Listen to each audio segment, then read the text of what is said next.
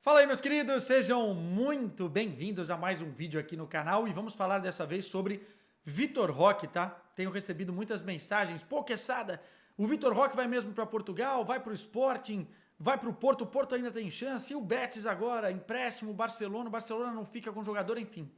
Vamos tentar trazer um ponto de situação aqui, óbvio, com algumas informações recentemente apuradas com o brilhante Marcelo Beckler lá da Catalunha, né, que trouxe também uma visão diferente. E outra coisa, eu estou gravando o vídeo mais ou menos umas 4h40, 4h45, horário aqui de Portugal. Portanto, as informações podem caducar rapidamente, porque o mercado ele é dinâmico e a parada está acontecendo, né? A negociação está acontecendo neste exato momento. Mas, mais do que a própria informação, eu queria também levantar aqui um debate sobre essa história estranhíssima, né? Que envolve Vitor Roque e o Barcelona. Como um jogador de tanto talento, tanto potencial, sai por um valor milionário do futebol brasileiro para um grande clube europeu, em menos de 6 meses passa de promessa a jogador descartado, a jogador colocado no mercado. Portanto, a gente vai fazer essa análise também. Quero o like de vocês, já é de praxe. Estamos batendo 60 mil inscritos aqui no canal. Eu estou muito orgulhoso, muito feliz por isso. Então, fortalece aí se não é inscrito. É rapidinho, é só clicar ali na paradinha, vai estar certinho. A gente começa essa temporada bem. E quero também comentários, tá? O que vocês estão achando dessa história aí do Vitor Roque? Vamos lá, primeira informação, né? O Barcelona colocou o Vitor Roque à venda, informou que não conta mais com o jogador. É remotíssima a chance do Vitor Roque permanecer no Barcelona no final desta janela de transferência, inclusive com questão de inscrição e tal. E o Barcelona tem como prioridade vendê-lo. Vendê-lo. Por quê? O Barcelona vai pegar esse dinheiro e vai utilizar para balizar as contas ou para utilizar no mercado de transferências, né? Então, o Barcelona quer vender o Vitor Roque 6 meses depois da chegada do jogador. Um jogador que custou ao Barcelona na casa dos 75 milhões de euros, né? Com imposto, mais o valor fixo, na casa dos 40 milhões de euros, mais as variáveis e tal, que não foram pagas, né? Porque a maioria delas o Vitor Roque ainda não atingiu. Poderia atingir se continuasse no clube, tem a ver com gols, partidas, questão de bola de ouro, enfim, tem uma somatória de coisas aí, mas mesmo assim foi um valor muito alto desembolsado para a realidade desse Barcelona. 6 meses depois o jogador é colocado à venda. Estranho, né? Enfim, mas é a realidade e mostra um pouquinho mais, fala mais do que é o Barcelona do que propriamente do que é o jogador em si. Mas antes desse debate, nesse momento o Vitor Roque teve uma consulta do Porto e do Sporting, primeiramente na semana passada. Os dois clubes conversaram com o Deco, diretor esportivo do Barcelona, que esteve em Portugal. O Porto queria, por empréstimo, com um molde de opção de compra lá na frente e tal, mas não teria o dinheiro disponível agora que o Barcelona pede. O Porto vendeu o Evanilson, é verdade, mas o dinheiro é para pagar contas e outras coisas. O valor do Vitor Roque está acima das possibilidades do Porto hoje. Só que o Porto ofereceria para o Vitor Roque um projeto interessante, porque tem a vaga certa disponível, né? Centroavante, já que o Evanilson foi embora.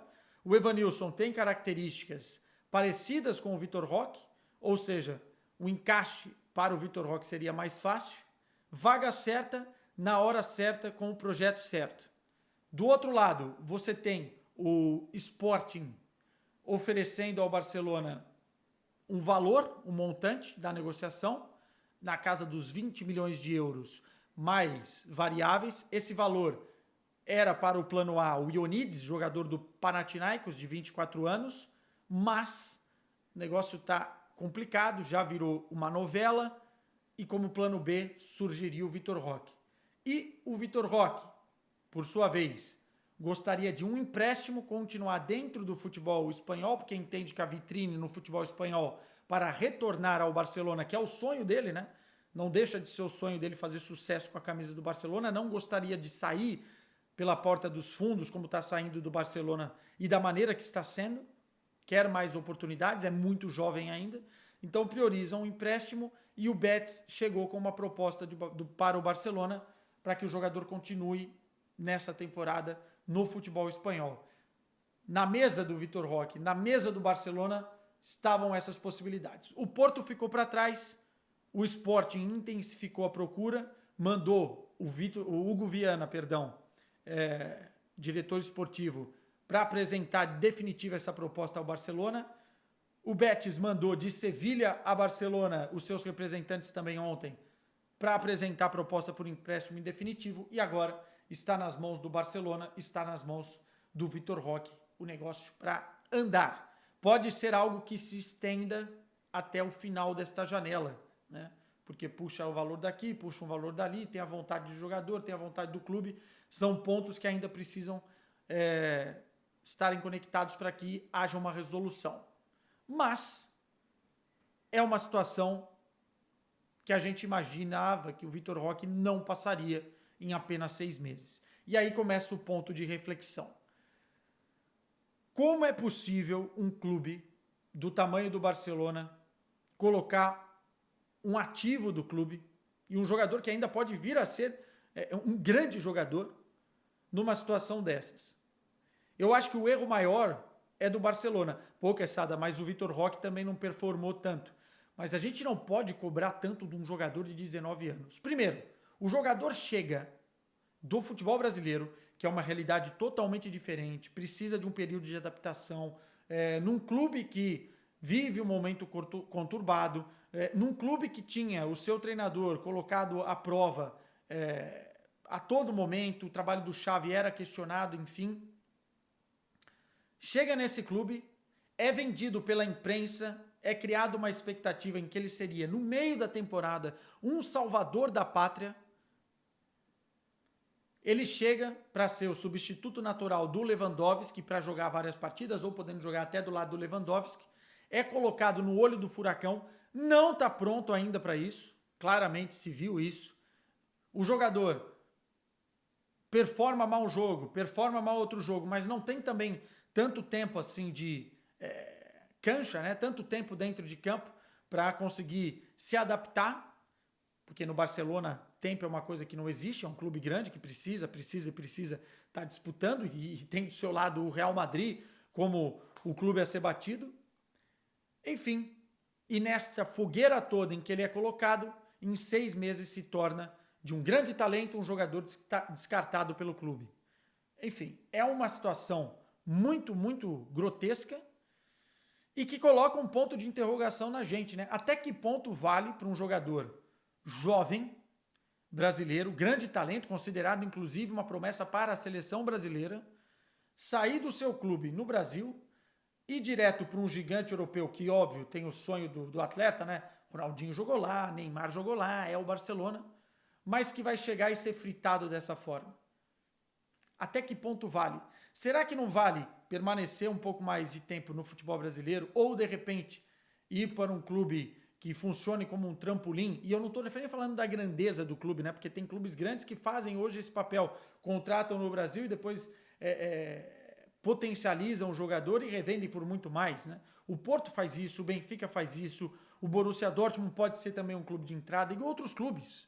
Estou citando alguns, mas até mesmo no futebol inglês, clubes menores e que vão dar tempo, dar menos pressão ao jogador. Até que ponto vale a ânsia de querer também ir para um Barcelona? Eu sei que a proposta era fantástica, que é o Barcelona, que é muito difícil para o jogador ter essa consciência, mas a gente vê ensinamentos. O que acontece hoje no futebol europeu é o seguinte: assim como qualquer mercado, você tem um líder de mercado ou um projeto em que você tenta se inspirar e que vê que está dando certo e você tenta copiar. Eu vejo isso hoje com o Real Madrid. O Real Madrid, de alguns tempos para cá, mudou o seu projeto, mudou a sua mentalidade e começou a contratar jogadores jovens, né, para formá-los e transformá-los em super atletas. E a gente viu 2 grandes exemplos vindo do Brasil, Rodrigo e Vinícius. E agora tem muita gente querendo copiar, né? Então tem uma ansiedade do mercado europeu pela próxima grande promessa do futebol brasileiro? Vamos lá, com 16 anos já contrata, com 17 já contrata, enfim, vamos tentar garantir a próxima grande promessa, sendo que você não baliza como você vai fazer para adaptar essa grande promessa, para fazer com que esse talento tenha uma transição natural e não forçada, né? O Real Madrid colocou o Rodrigo para jogar no B, o Vinícius no B, houve ali um período de maturação, os moleques passaram também por críticas gradativas, enfim, não foi assim, de uma hora para outra, chegar para ser uma grande opção para o time titular e que vai mudar a temporada, vai mudar os rumos, como foi o Vitor Roque ou como foi vendido o Vitor Roque. Cara, tem que ter um período de maturação ali. E outra, cada jogador é um perfil diferente. Tem jogador que vai se desenvolver mais com 18, outro com 19, outro com 20. Tem uns que demoram até os 22, 23, enfim, para explodir. Eu me lembro que na Champions de 2021, quando o Chelsea bate campeão, o Real Madrid cai para o Chelsea, do Thomas Tuchel, e o Vinícius é colocado como uma grande decepção, porque o Vinícius foi colocado para jogar de ala esquerdo, numa função muito diferente do que hoje o Vinícius exerce, e que, cara, fazia parte daquele momento de ser testado, daquele momento de evolução. O Vinícius chegou a ser criticado internamente também, mas houve ali patamares, né? Fases a serem seguidas que moldaram hoje aquilo que eu acho que é o melhor jogador de futebol do mundo. Então, assim, você quer copiar o modelo do Real Madrid, você tem que copiar o modelo do Real Madrid, né? E mesmo assim não é uma garantia que vai dar certo, até porque são jogadores diferentes. Quer ver um exemplo? O Chelsea olha para o mercado brasileiro, aliás, o Chelsea é uma aberração de mercado, e vai lá e contrata o Estevão, porque o Estevão é a grande próxima promessa, né? Depois do Endrick e tal. Calma, olha o Endrick, o Real Madrid agora já, de repente, com o timaço que tem, pondera emprestar o jogador, e talvez vai ter que fazer isso mesmo para que o jogador jovem tenha tempo de jogo. Enfim, não é uma ciência exata. Agora, é sim uma probabilidade muito grande de dar errado quando você faz do jeito que o Barcelona fez. E eu acho que aí tem que estar no planejamento do staff do atleta, do empresário do jogador, do próprio jogador, entender se é realmente viável e o modelo certo a ser seguido essa grande transação, esse grande salto e da forma que foi, porque o jogador pode ir do céu ao inferno a um piscar de olhos e de repente pode até prejudicar nesse início de desenvolvimento da carreira do atleta. Vamos ver qual vai ser o próximo passo do Vitor Roque.